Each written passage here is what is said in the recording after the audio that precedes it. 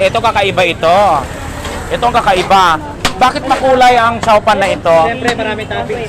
Tapos na ang Pasko pero bakit parang Christmas pa rin ang kulay ng chowpan mo? Maraming toppings. Ito ang chowpan na pinakamarami ang toppings. Yes. Sa sobrang dami ng toppings, hindi ka nalulugi. Yeah. Kapantay ba ang presyo nito sa nagtitinda ng iba? Kahit malugi kami, basta napapakain ng customer. Maraming mag-customer, kung nakakatikim ang customer, ano ang feedback nila? Anong sinasabi? Masarap. Nasasarapan. Alin ba mas kapani-paniwala? Ikaw ang magsasabi na masarap o customer o Yung buyer? customer, siyempre. Yung customer. Ganun pala eh. Mura lang din yan. Magkano ang order ng chowpan 500 niyo? half G. Hoy, lahat. Half G. 500. Per gramo din pala ito. 70 lang ang Hungarian. May kasama na yung 70. 70 ang Hungarian. With chowpan with Hungarian, 70 pesos. Ayan ang Yung tapa, order. 80. Tapa ng ano yan? Beef. Beef tapa, baka. Baka Okay. medyo. Baka? Meron din tayo bago, chicken. Ano naman ang tawag dito? Chicken steak. Chicken steak. Chicken steak? Yes.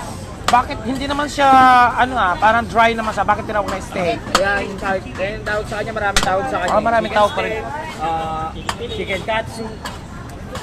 Bakit nakakaramdam ako ng anghang? Ngayon lang ako na anghangan sa lahat ng binalag ko. Anong mayroon dito? Ano lang yan, paminta. Mukha siyang masarap, no? Masarap talaga.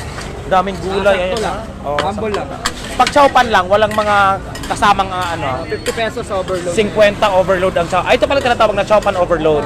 Good for two na yun, para Oo. price lang. Bakit tinawag na overload? May mga beef ba itong lahok? Ayun, may nakikita ako, may beef eh. Beef tapa, mixed veggies, hotdog, chicken hotdog. So hindi na pala kailangan pang umorder ng kasi ito may ulam na.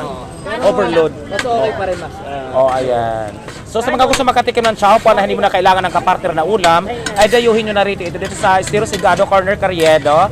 Dahil nandito ang chowpan na overload. Nandito na lahat, may ulam na, may gulay. Ayan, ayan. Ayan si Bossing, ayan, ayan. Katapos kung gusto nyo ng chowpan na may lechon, pwede ba yun? Pwede, 150 lang. 150 may lechon? Yes. Yung Yung lit- show ba na yan? Yung lechon na yon? Yes, yung half G.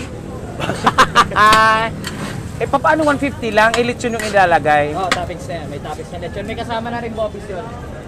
May bupis pa, may lechon pa, 150 lang. So, ito pala ng mga kasosi, no? Pwede ka umorder ng chowpan with lechon na mayroong bupis, 150 lang. Yes. Tama ba? 150 lang? Yes, 150 lang. Bakit napaka-mura? Mura lang. Pang-budget meal lang kami para... Sinasadya nyo bang malugi kayo? Ay, hindi. Hindi na. Alin ba ang dapat mas okay malugi, yung customer o yung negosyante? Yung customer, syempre. Ayaw nyo malugi yung customer, kailangan laging busog. Yes. Laging nakokontento ang customer. Yung mga customer nyo ba dito, yung mga dating customer nyo, bumabalik ba? Marami kami regular customer. Ito, bossing. Hey, bossing. Yung lechon nyo araw-araw bago. Okay, araw-araw bago. Araw-araw naubos. Araw-araw bago, araw-araw nahuubos. Lutong yan, oh.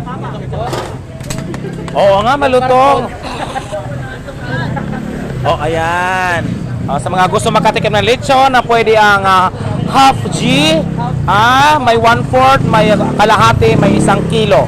Dito lang ito matatagpuan sa Estero Sigado. Ayan. Ayan, pag nakita nyo sila, ayan. Okay, thank you so much.